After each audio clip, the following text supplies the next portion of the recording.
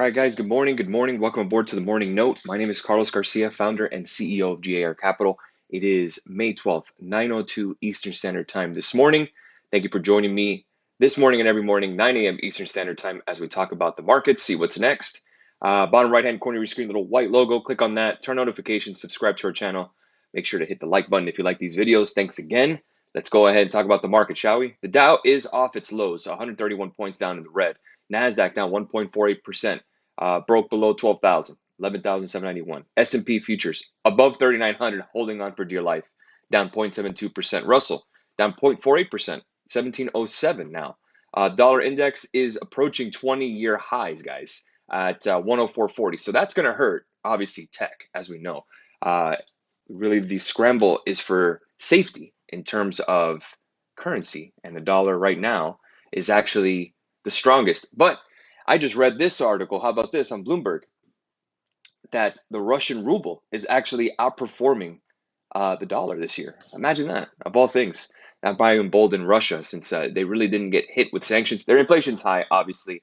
That's everybody on the planet. But in terms of currency, they're not being hit. Crude oil down 1.5%, 104.08 a barrel. Gasoline is up 0.72%, 371 a gallon. Gold is down 0.60%, so really nowhere to hide. 1842 an ounce, the dollar being up. Silver futures 21, down 2.64%. Look at Bitcoin, Ethereum, still taking a hit. I just moved my crypto from Coinbase Pro to my Tether wallet, which is Bitcoin and Ethereum. I had them in Coinbase Pro. I moved them over. I didn't sell them. I just held them onto there. So again, my thing is just, with all this stuff with Coinbase, I have Coinbase One, which is some kind of some subscription deal where you get no charge trading. There is spread prices, but there also is a $1 million protection. I don't know how good that is. I just said, let me just move my Bitcoin Ethereum to the hard wallet, and then I'm in full control, which is nice. So again, I didn't sell anything. I'm just holding it over there in the actual, what do you call this? The Trezor wallet. Trezor wallet. You can get a Trezor wallet on Amazon or it's direct from Trezor. That's what I got. So let's go ahead and keep looking at the markets here. You see the dollar is absolutely on fire. Let's go ahead and bring up a multi-year chart. And you can see breaking out. Pretty much highest level that we've had really since right around 2002, near 20-year highs. Next level, you're talking about the dollar, 111.48. That would be even worse for the S&P. Let's take a look at Q's key levels to watch, because this is what I'm watching. Let's go bring up the 3 weeks, since we have to expand a lot more. 285.40, which is right around 284.80 or something like that. I actually wrote this down for Investment Club. 284.89. Let's go ahead and put that set up. 284.89. There you go. 284.88. That's a 30% drawdown on QQQ. That is the same amount of drawdown in terms of percentage that we had during the COVID crash. And then we did bounce. So again, I'm watching 284.88 and see if there's a possible opportunity there. And I wouldn't be going all in or anything here. Remember, your dollars are a little more scarce now, because the rates are being pulled back. So again, you have to be extremely careful where you're going to start deploying some capital. So there we are for the morning. Let's take a look at PPI and we'll answer some questions. PPI, if I can get that number. Okay, PPI Final Demand. This is from Live Squawk. 0.5% estimate meets month over month. Excluding food and energy, PPI month over month was actually better than the 0.6 expected. The final PPI demand was 11%, which was 10.7% estimate, higher than expected. PPI excluding food and energy year over year actually pulled back a little bit. Not enough to get anyone excited, but again, I guess good enough not to get an absolute disaster in the morning where it's just an absolute flush. Granted, guys, we saw what happened with CPI yesterday. We know what happened. CPI, we had it yesterday. Number wasn't great. What happened? We had a nice push in the morning, and then we faded. So again, let's see what the price action dictates this morning. Again, there's no such thing as good or bad news, just the perceiving of the news. Let's answer some questions. John Lee says, good morning, Carlos. Do you think a bearish trend continues for Apple? Well, if you're looking at Apple literally had the worst day yesterday in years. Let's go ahead and bring this up on a 2-year chart. What's important here? What are we watching? 142.80. 140 seemed like that's going to be coming. Even 138. So again, if we're looking here at 142.98, where will that put us in terms of the daily? You can see we're right here, kind of hanging on. You really have ready down to 140. So that'd actually be not a bad short if we get continuation down to 140, really 137. is a key level. Remember, a lot of people have not sold their Apple, me one of them. So again, you may not get that capitulation, but 137.95, guys, watch that. That's a really good spot right there. That's your 100-day moving average on the weekly. Again, if we tap that, then things get a little more hairy, or if we break that, because 129.82 would be next. And then if you continue to go down, imagine the thought of a sub $100 Apple. That would be the 261.8 extension on the weekly. I doubt we get there. I think we're getting closer to the bottom than anything else. We're starting to get that real panic out there. Your thoughts on Palantir? I actually did some information, some reading on it. Well, I was giving some information to our investment club. Listen, Palantir is going to keep going down with the market, regardless of what you think of the stock itself or the company. The stock is going to get hit because they're lumped into the high betas. So again, if you own any of these high betas, Space, Clove, GME, or AMC, the whole dynamic of the market in terms of that sector is going to go down. Unless literally you have an amazing quarter, you'll still get sold off in this market. The tape is not good enough yet to buy yet. Again, you have AMD that had a great quarter, they sold off. Microsoft, great quarter, sold off. Apple, great quarter, sold off. UNH, great quarter, sold off. Again, a lot of names sold off even after solid earnings. Oxy Petroleum being one of them, and that's an energy company. So it's not just, you almost have to be like perfect in terms of your earnings. It has to be smashing of a quarter for you to even get any kind of bids on the stock. But right now, and I love Palantir, I own it, but we're not at a level yet where we see some kind of bounces. Maybe if we get this gap fill up here to 943, and I'm kind of looking about it a little further, let's take a look at SPY together. This is important. Take a look at this, and we'll add a couple of lines and drawings just to kind of give a little bit of context. So if we draw some lines here, and we drew, let's say we go by the candlesticks, right? You can see that we're still in actual here, still kind of within a downward channel, according to the actual candlesticks. So again, we could break below, which we probably are more than likely. So again, any kind of downtrend here is going to break any kind of channel, or you'd have to widen the channel to more of a megaphone setup. So again, it's just tough because what you're getting here, guys, is just systematic selling. Again, getting risk off the table. People need that money. They said, I'm going to take some winners, or I'm just going to close this. Forget this crypto. Again, it's no secret. We had this in 2018 when the Fed raised rates as well. We had this in 2020 when people were worried about COVID. Fear drives this selling because it doesn't turn into investment anymore. It turns into, actually cashing it out and moving on. Remember Wall Street, Wolf of Wall Street, where he says, you don't let them cash out because that'll make it real. Kind of in a sense, right? Kind of like that. Everyone's making it real. Everyone's selling to get out of the market. Granted, that's usually not the way to go because that's pretty much buying high and selling low. But again, not everyone understands the dynamic of the market. Again, this too shall pass. The question is when.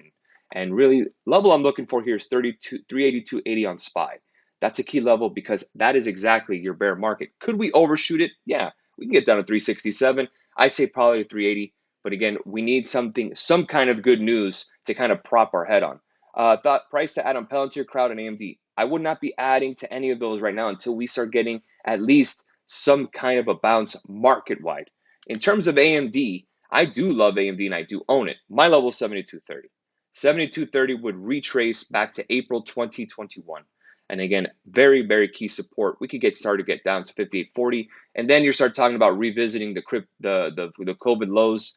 That's pretty crazy. You're talking about trillions and trillions of dollars spent, and all that wealth destruction would come back to the exact same level that we had when we had the stimulus in terms of economic policy. That'd be pretty bad. Luna, I tried to buy some Luna yesterday. It would not let me go. I tried to get at least an arbitrage opportunity where I could take advantage of the price and bounce, or like exactly what they're quoting in terms of Luna, to try to get something out. But I couldn't even buy any. So Coinbase is a mess there. They got enough problems in their hands, obviously.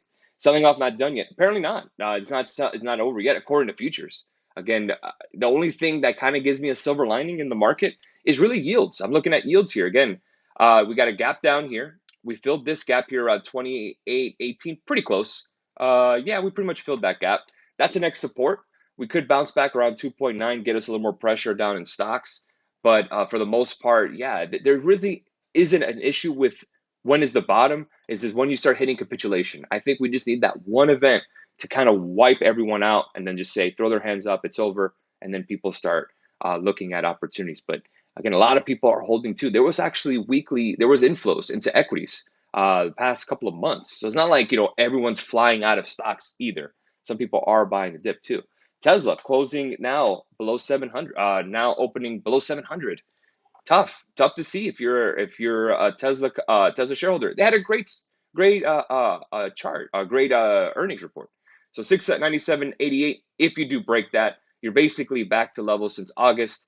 Now you start talking about 659. Now you start talking about 552 as the next support. Are you starting to dip your toe into buying? If you want to add into Tesla, not a bad idea because they are pretty much the best EV on the block. GM is not working out. So 552 to 501 would be the target that I'm interested in. But I don't know if we do get there. I really don't. We are getting closer to a bottom personally. That's what I think. Could we roll over after the summer? Sure. A lot of variables. This is what makes a market. But really, the way I see it as a trader is that every day is a different day, and I just have to kind of run with it. Resistance on VIX. Let's take a look at it. Really, the last resistance that we've had on VIX, and I've been kind of watching it with the bloggers, is really 35.93. Kind of just been hugging around there, guys. Hugging around, hugging around. Let's see if we get a rejection. If we get below 30, guys, that's a really great sign. Then we can start marching lower to right around 28.02. We need the VIX to come back down, reprice some of those put premiums. The problem is that every time the VIX has come down, is given put traders an opportunity to keep buying more expensive puts that have been working. Sell the rip market has been working. Rivian, again, another one of those high beta names. They had their earnings. Again, if you're looking to dip your toe here, the problem is that this market in general, that sector, the aggressive EVs, the aggressive growth names, they're taking a hit. You gotta understand, guys, the sector itself is kind of just getting out of it. Investors don't want a part of it. So again, even if the company's doing great, they're still going to slide until you find some kind of buyer in the market. I mean, just the other day, Blink was up 8% in a red market. It happens. Morning calls. What do you? What is it? When you move it to the Trezor wallet, is it considered a sell? No, it's not considered a sell. It's just a transfer to another wallet, as long as you have proof of it. But no, until you sell and cash out, no, it's not considered a sell. You're just moving it over.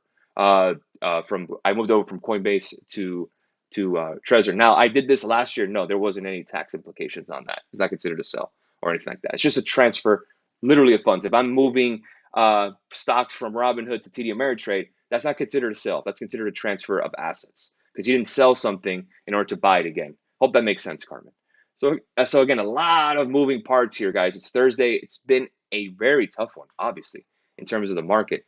Let's see what we get moving forward. Again, kind of ask yourself, have you spoken to any friends or family? How negative are they?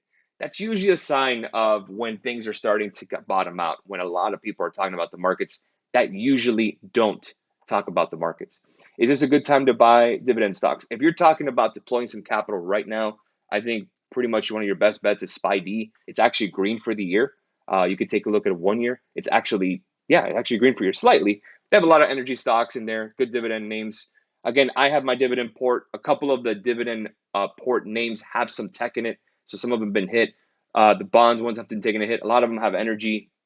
They've done well. So again, if you're the type of person that wants income that way, especially in a rising rate environment, I've always said dividend stocks are the way to go. So if you wanted to dip your toe here, that's fine, but you may get a little more of an aggressive sell-off. Tough to time. So that's why dollar cost averaging is best. I will buy SPY-G today. I do every week. So again, I will be getting a little cheaper. But my SPY-G, I mean, shoot. Ever since I bought SPY-G, I'm about down, which I've been buying now for months. I'm down on SPY-G around 20% anyways. So again, just chugging along and see where we go. Why are REITs taking a hit? Higher rates, less people applying for mortgages, less real estate being bought. The good news is that rates are coming back down a little bit. So let's see if we break below 2.8 and see if mortgages can get a little bit of more reprieve. That's good for Home Depot. That's good for Lowe's. That's good for the home builders. So again, and the REITs as well. In terms of REITs, I own one REIT, which is Fundrise, and they've been paying back all of the actual dividends. They've been paying back. They have a lot of great projects of apartments that I've invested in. But other than that, I haven't seen anything that says that REIT has gone bad. Home builders have taken a hit, yes, but obviously with higher interest rates in terms of mortgages, less people apply. Remember, the home is a key. Remember, when you buy a home, you're buying appliances, you're painting, you're going to put furniture, and you're going to buy TVs. So again, getting homes are a big economic driver. Real estate is a big economic driver. So again, it's very important to see how rates affect this. I think we had mortgage applications last week, and they were They were actually in the positive, a little worse than expected, obviously, but actually had some application. So let's see what we get moving forward. It's going to be a wild day, I'm assuming. I'll be blogging about it on Discord. I will catch you guys later in the afternoon. Have a great rest of your morning. See you guys then.